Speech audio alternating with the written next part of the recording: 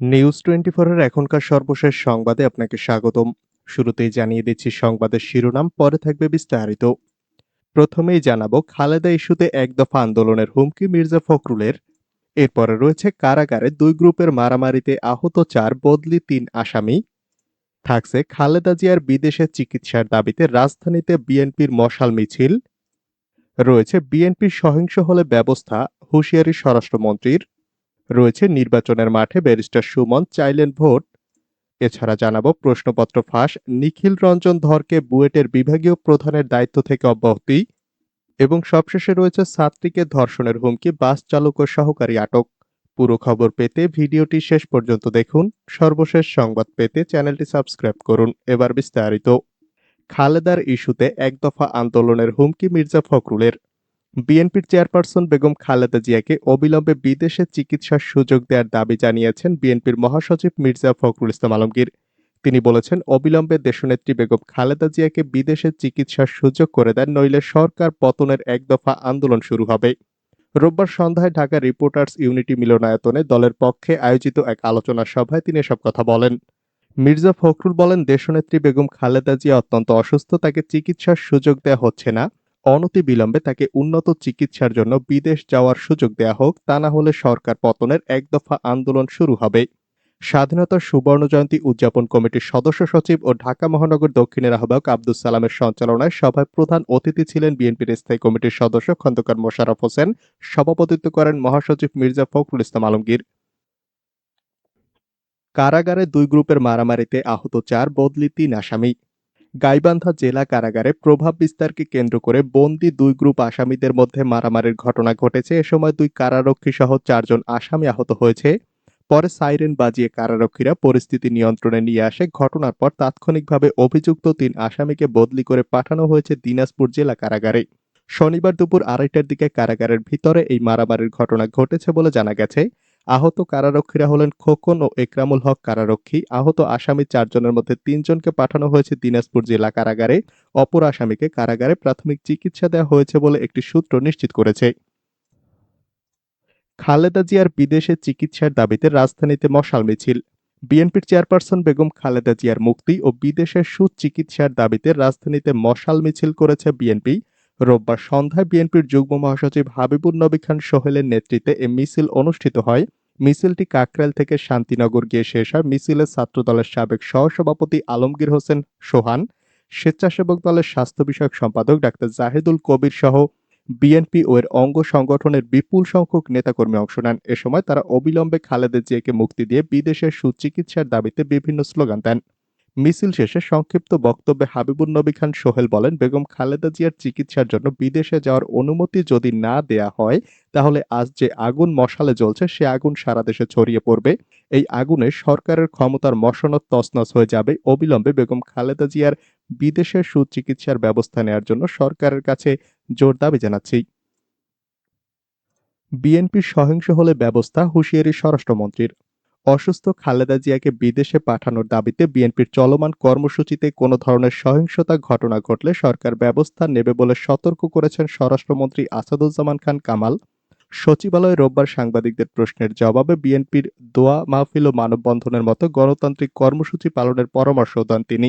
BNP চেয়ারপারসনকে বিদেশে নিয়ে সুচিকিৎসা দেওয়ার ব্যবস্থা করার দাবিতে বিএনপি নানা কর্মসূচি পালন করছে। এ বিষয়ে সাংবাদিকদের প্রশ্নের জবাবে স্বরাষ্ট্রমন্ত্রী বলেন, বিএনপি দোয়া মাহফিল করতে পারে, মানববন্ধন করতে পারে, তারা পলিটিক্যাল পার্টি, তারা তাদের কর্মসূচি দিতে পারে, কিন্তু মানুষের জানমাল রক্ষার জন্য, সম্পদ রক্ষার জন্য আমাদের আইন শৃঙ্খলা রক্ষাকারী বাহিনী সবসময় প্রস্তুত থাকবে।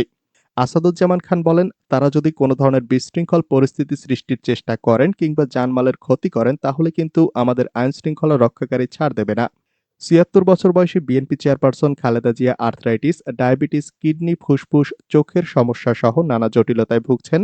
গত ১৩ নভেম্বর থেকে তিনি এভারকেয়ার হাসপাতালের সিসিইউতে ভর্তি। তিনি জীবন মৃত্যুর সন্ধিক্ষণে বলে দাবি করেছে বিএনপি। সরকারের কাছে তাদের দাবি, খালেদা জিয়াকে বিদেশে নিয়ে যাওয়ার ব্যবস্থা করা হোক। নির্বাচনের মাঠে ব্যারিস্টার সুমন চাইলেন ভোট। এবার নির্বাচনের মাঠ চষে বেড়াচ্ছেন ব্যারিস্টার সুমন। কুলাউড়া উপজেলার সদর ইউপি নির্বাচনে নৌকার প্রার্থীর প্রচারণায় এসে ভোট চাইলেন তিনি। নৌকা প্রার্থী উপজেলা স্বেচ্ছাসেবক লীগের সাবেক আহ্বায়ক মোসাদ্দেক আহমদ নোমানের পক্ষে একাধিক নির্বাচনী প্রচারণায় অংশগ্রহণ করেন সুমন। শনিবার সন্ধ্যা ৭টায় কুলাউড়া সদর ইউনিয়নের জনতা বাজারে ও রাত 8:30টায় গাজীপুর চা বাগানে পৃথক দুটি নির্বাচনী জনসভায় প্রধান অতিথি হিসেবে অংশ নেন ব্যারিস্টার সৈয়দ সাইদুল হক সুমন। এ সময় তিনি বলেন, প্রধানমন্ত্রী শেখ হাসিনা কুলাউড়া সদর ইউপি নির্বাচনে অনেক সম্পদশালী প্রার্থীকেও নৌকা দেননি। তিনি সৎ যোগ্য হিসাবে মোসাদ্দেক আহমেদ নোমানকে নৌকার মনোনয়ন দিয়েছেন। তিনি বলেন, আমি আপনাদের এলাকায় ভোট চাইতে আসিনি। নোমানকে আমার চেয়ে আপনারা বেশি চিনেন। আমি নোমানের জন্য নয়, নৌকার জন্য ভোট চাইতে এসেছি। প্রশ্নপত্র ফাঁস, নিখিল রঞ্জন ধরকে বুয়েটের বিভাগীয় প্রধানের দায়িত্ব থেকে অব্যাহতি। রাষ্ট্রায়ত্ত ৫ সরকারি ব্যাংকের নিয়োগ পরীক্ষার প্রশ্নপত্র ফাঁসের তদন্তে নাম আসায় অধ্যাপক নিখিল রঞ্জন ধরের বিরুদ্ধে ব্যবস্থা নিয়েছে বাংলাদেশ প্রকৌশল বিশ্ববিদ্যালয় কর্তৃপক্ষ।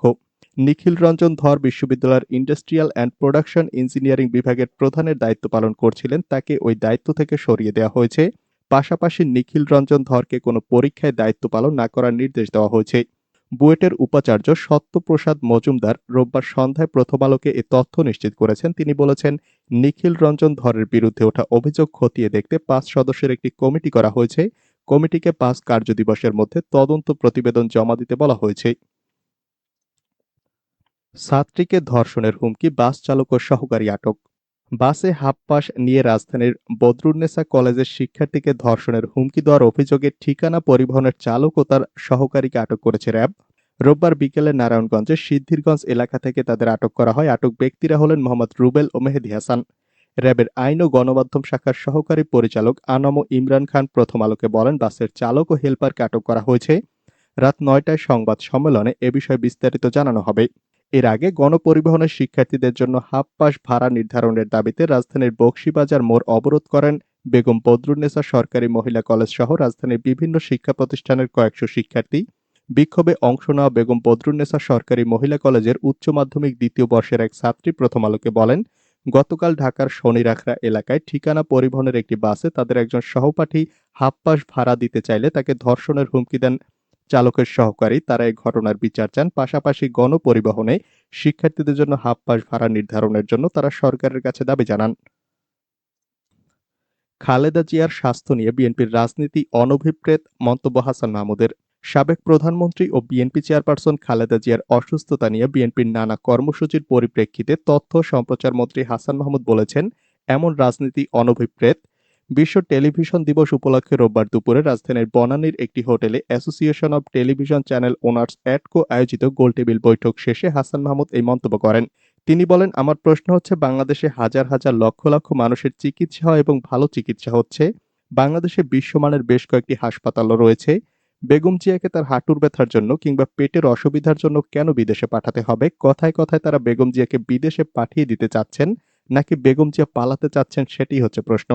খালেদা জিয়া এর আগে বাংলাদেশের চিকিৎসা শেষেই সুস্থ হয়ে উঠেছেন উল্লেখ করে আওয়ামী লীগের যুগ্ম সাধারণ সম্পাদক হাসান মাহমুদ বলেন, খালেদা জিয়া যখন অসুস্থ হয়েছিলেন তখনও বিএনপি তাকে বিদেশে পাঠানোর এই জিকির তুলেছিল, কিন্তু তিনি দেশেই চিকিৎসায় ভালো হয়েছেন। অবশ্যই বেগম জিয়া সুস্থ থাকুক, দ্রুত সুস্থ হয়ে ঘরে ফেরত যান, আমিও সে কামনা করি। খালেদা জিয়াকে বিদেশে নিতে বিএনপির গণ অন্বেষণ কর্মসূচি নিয়ে হাসান মাহমুদ বলেন, বিএনপির উদ্দেশ্য বেগম জিয়ার স্বাস্থ্য ভালো করা নয়। বিএনপি চায় বেগম জিয়া সবসময় অসুস্থ থাকুক, তাহলে ওনারা সবসময় বলতে পারবেন তাকে বিদেশে পাঠাতে হবে। তারা বেগম জিয়ার স্বাস্থ্য নিয়ে রাজনীতি করছেন, যেটি অনভিপ্রেত। খালেদা জিয়ার শারীরিক অবস্থার তেমন উন্নতি নেই, জানিয়েছে চিকিৎসক। বসুন্ধরায় এভারকেয়ার হাসপাতালে ক্রিটিক্যাল কেয়ার ইউনিটে চিকিৎসাধীন বিএনপি চেয়ারপারসন খালেদা জিয়ার শারীরিক অবস্থার তেমন কোনো উন্নতি হয়নি। তাকে সার্বক্ষণিক চিকিৎসকদের নিবিড় পর্যবেক্ষণেই থাকতে হচ্ছে। দেওয়া হচ্ছে নরম খাবার, আর সবসময় তার পাশে থাকছেন প্রয়াত ছোট ছেলে আরাফাত রহমান কোকোর স্ত্রী সৈয়দা শর্মিলা রহমান সিথি। রোববার সন্ধ্যায় খালেদা জিয়ার অসুস্থতার বিষয়ে তার ব্যক্তিগত চিকিৎসক doctor A Z M Zahid Hossain বলেন, ম্যাডাম লিভার, কিডনি ও হার্টের জটিলতায় ভুগছেন, রয়েছে ডায়াবেটিসও। ম্যাডামের অবস্থা আগের মতোই আছে, খুব একটা পরিবর্তন নেই। এটাকে উন্নতিও বলা যাবে না, আবার স্থিতিশীলও বলা যাবে না। এক কথায় বলা যেতে পারে এখনো তিনি ক্রিটিক্যাল অবস্থার মধ্যেই আছেন। ডাক্তাররা সার্বক্ষণিক ক্লোজড মনিটরিং করছেন, তার বিভিন্ন প্যারামিটারগুলো উঠানামা করছে, সেই অনুযায়ী ডাক্তাররা তাৎক্ষণিক দেখে যথাযথ ব্যবস্থা নিচ্ছেন।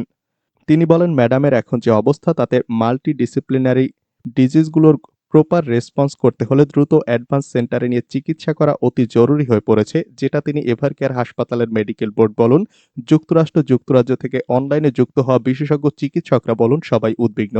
সকলে বলছেন তাকে দ্রুত বিদেশে নেওয়া প্রয়োজন। এদিকে চিকিৎসকদের এরকম তাগিদের পরিপ্রেক্ষিতে সম্প্রতি পঞ্চমবারের মতো খালেদা জিয়ার ছোট ভাই শামীম ইস্কান্দার সরকারের কাছে বিদেশে নেওয়ার অনুমতি চেয়ে আবেদন করেছেন। ৭৬ বছর বয়সী খালেদা জিয়া বহু বছর ধরে আর্থ্রাইটিস, ডায়াবেটিস, কিডনি, ফুসফুস, চোখের সমস্যা সহ নানা জটিলতায় ভুগছেন।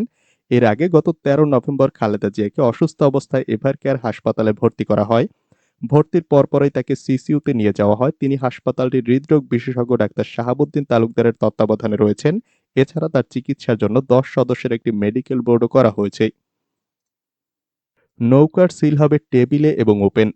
নৌকার সিল হবে ওপেন এবং টেবিলে। একের অধিক সিল মারতে হবে। পুলিশ প্রিজাইডিং কর্মকর্তারা কিছু করতে পারবেন না। কথাগুলো মেহেরপুর জেলা আওয়ামী লীগের সাধারণ সম্পাদক এম খালেকের। তৃতীয় ধাপের ইউনিয়ন পরিষদ নির্বাচনে সম্প্রতি মেহেরপুরের গাংনীর ১৬ টাকা ইউনিয়নের পথসভায় দলের নেতাকর্মীদের উদ্দেশ্যে তিনি এমন বক্তব্য দেন। এই বক্তব্যের ভিডিও সামাজিক যোগাযোগ মাধ্যম ফেসবুকে ছড়িয়ে পড়ে। তৃতীয় ধাপের ইউপি নির্বাচনে ১৬ টাকা ইউনিয়নে আওয়ামী লীগের দলীয় প্রতীক নিয়ে নৌকার নির্বাচন করছেন দেলবার হোসেন।